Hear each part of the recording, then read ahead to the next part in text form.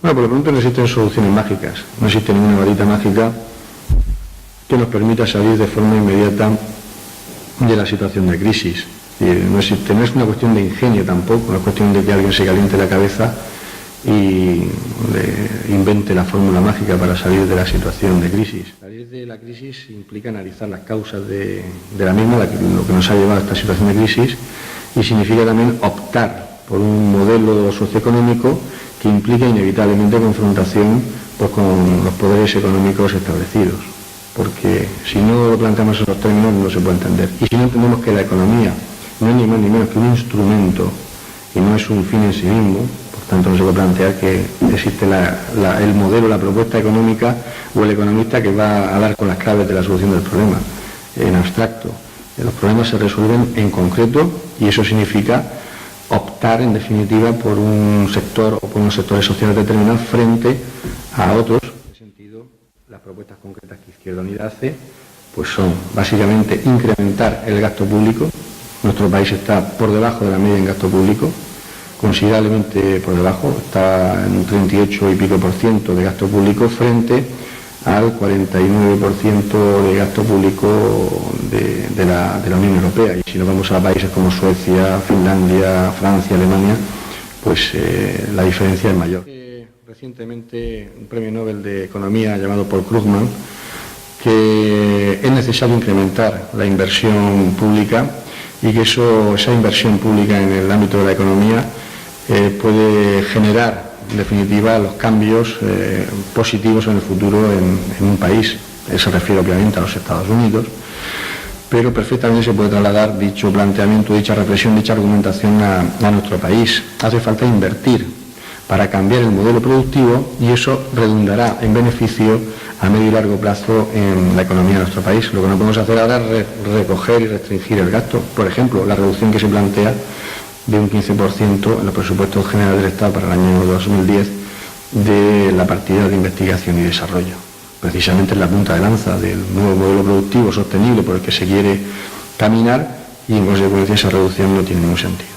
Bueno, en lo que respecta a la región de Murcia tenemos una posición relativamente buena, un resultado electoral sin duda alguna en las últimas elecciones autonómicas y municipales positivo. Pero también condicionado por una ley electoral que da como resultado pues una situación que no se corresponde con lo que los ciudadanos de la región de Murcia han querido. Que los ciudadanos de la región de Murcia han querido que hubiesen 3 diputados en el Parlamento regional y solo hay uno. Soy el diputado que individualmente tiene más votos, 44.000 votos. Ningún diputado del PSOE o del PP tiene individualmente tantos votos como los que tengo yo. Bueno, ese es un déficit democrático importante que hay que resolver. Por tanto, uno de los objetivos es reformar la ley electoral. Vamos a intentar mejorarla, aunque sea algo, para que la actual desproporción pues, no se plantee. No sé si lo podremos conseguir o no, porque los intereses de los partidos pues, van a ejercer una presión sin duda alguna determinante. Y luego un estatuto de autonomía que ha de ser un estatuto de autonomía avanzado, un estatuto de autonomía de todos y para todos los murcianos y murcianas, y un estatuto de autonomía de parte. Por eso uno de los aspectos en los que más habrá que avanzar a nuestro juicio es en el que hace referencia pues, a los derechos de los ciudadanos, sobre todo para propiciar un mayor control democrático de las instituciones, una mayor participación ciudadana. Todos esos derechos creemos que deben de quedar reflejados en el nuevo estatuto de autonomía y plantear una alternativa económica. Nosotros la tenemos, la hemos presentado públicamente, una alternativa económica para la región de Murcia, teniendo en cuenta también el escaso margen de maniobra que tiene la política económica murciana. Está muy condicionada por los presupuestos generales del Estado, por la financiación autonómica, por la política fiscal. En ese sentido, pues bueno, aun siendo el margen de maniobra pequeño, sí que trabajaremos por cambiar el modelo productivo de la región de Murcia hacia un modelo más basado en lo que se conoce en síntesis como la sociedad del conocimiento. Es un proceso lento y difícil, pero no imposible, y hacia una región también más sostenible, una región en la que la insostenibilidad pues, sea la característica permanente en nuestra región, cosa que desgraciadamente pues va ocurriendo. Bueno, la crisis del campo murciano no es ajena a la crisis de la agricultura y del campo en el conjunto de la Unión Europea. Las políticas agrarias comunitarias, la PAC, tiene una enorme incidencia sobre la agricultura de nuestro país y en consecuencia de la región de Murcia. Y ahí uno de los problemas que hay, de los que se quejan amargamente los agricultores cuando se habla con ellos, no es tanto el problema de la escasez de agua, que es un problema, pero no es el problema realmente principal para ellos, sino la política de precios. Y la enorme diferencia que hay entre el precio en origen de venta del agricultor, del productor, y luego el precio de venta al público. Ahí están las grandes superficies comerciales, las grandes multinacionales de la alimentación, que son las que fijan los precios y las que naturalmente pues acaban llevándose el beneficio. Hay diferencias de hasta del 800 y el 1000%. Diferencia entre la venta, por ejemplo, de un kilo de brócoli y luego por parte del agricultor y luego la venta al público. Una diferencia, nos encontramos una diferencia y obviamente ese margen de beneficio, el que trabaja fundamentalmente pues no es el que se ve beneficiado, son las distribuidoras y luego pues las grandes superficies comerciales las que se llevan la parte del león de dicho trabajo y de dicha actividad. En consecuencia, bueno, se asume como normal, se asume como natural el fenómeno de la corrupción.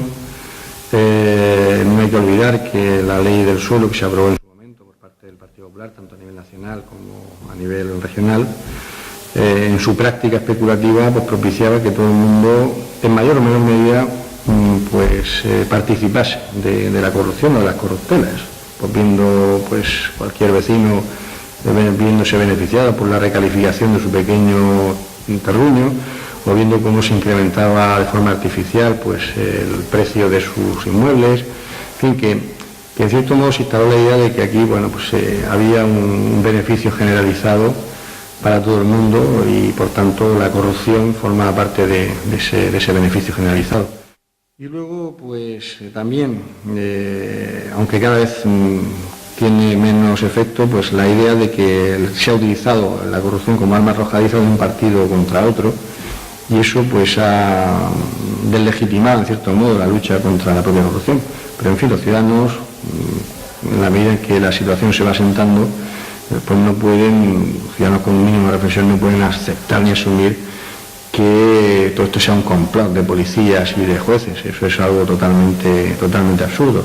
Y por otro lado, cada vez más ciudadanos pues empiezan a darse cuenta, sobre todo en la actual situación de crisis económica, cuando ya el estómago aprieta, pues empieza a darse cuenta de que eso de que el alcalde X o el alcalde Z se haya llevado tanto dinero, se haya beneficiado personal y familiarmente, pues ya no empieza a hacerle tanta gracia cuando a uno empieza a apretar el estómago y ya no participa de esos beneficios de la corrupción. Lo que me interesa más fundamentalmente es si existe la posibilidad de llegar a un acuerdo democrático contra la corrupción de tal manera que ese tipo de actitudes y de comportamientos se censure por parte de los partidos políticos, porque es más importante, bajo mi punto de vista, más que la crítica, por ejemplo, a Valcárcel por el caso Marqués o por cualquier otro caso de la Cerrichera, es más importante conseguir que efectivamente Valcárcel reconozca su error y censure ese tipo de comportamientos, ese tipo de actitudes,